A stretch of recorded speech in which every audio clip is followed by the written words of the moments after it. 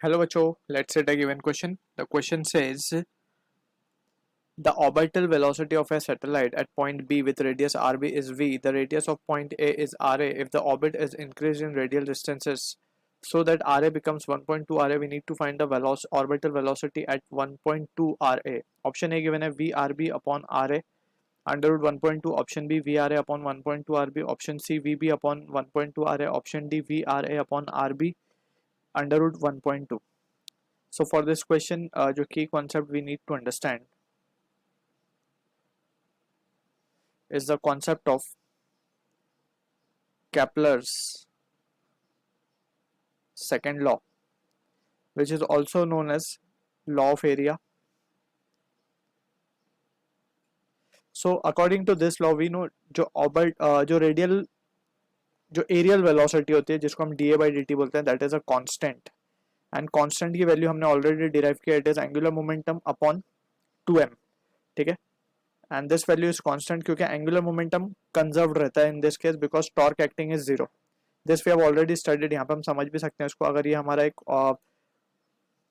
Elliptical path है, this is the sun, this is the planet, this is sun and this is planet, और इसके along अगर हम देखें तो जो रेडियस है, जो बेसिकली मोमेंट आर्म जिसको हम बोल सकते हैं, या फिर हम बोल सकते हैं कि पोजीशन वेक्टर आर बार, और इसके ही अलोंग पे हमारे को फोर्स भी लग रही है, that is a gravitational force of attraction between planet and sun.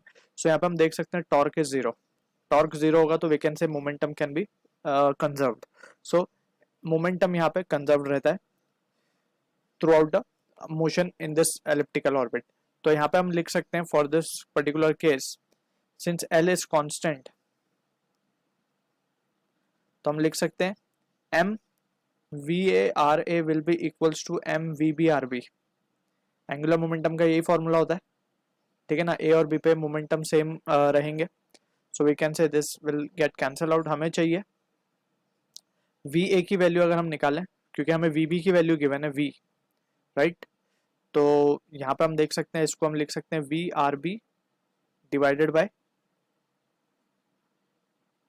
Are a. ठीक है, अब we have to solve this value further.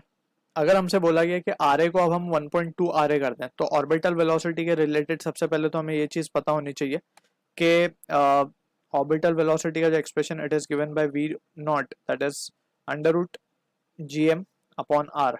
इस तरीके से वी हैव द रिजल्ट.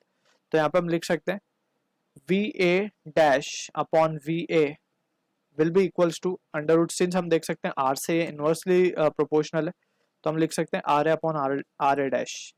ठीक है, तो यहाँ पे अब हम वैल्यू सब्स्टिट्यूट कर देंगे. R a was initially r a only, अब वो हो गया 1.2 आर ए. तो यहाँ से r a will get cancel out. So v a dash की वैल्यू क्या आ जाएगी हमारे पास, it will comes out to be r a upon under root 1.2.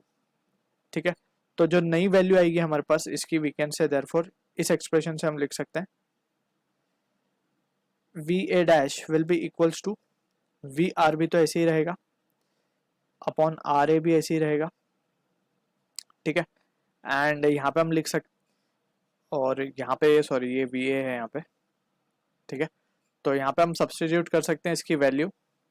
V A की वैल्यू हम सब्स्टिट्यूट कर सकते हैं v r b upon r a, v r b upon r a, and नीचे आ जाएगा 1.22. So this is the answer we are getting for the question, जो कि मैच हो रहा है हमारा ऑप्शन ए के साथ. सो this is the answer for this question. I hope you understood the solution. All the best.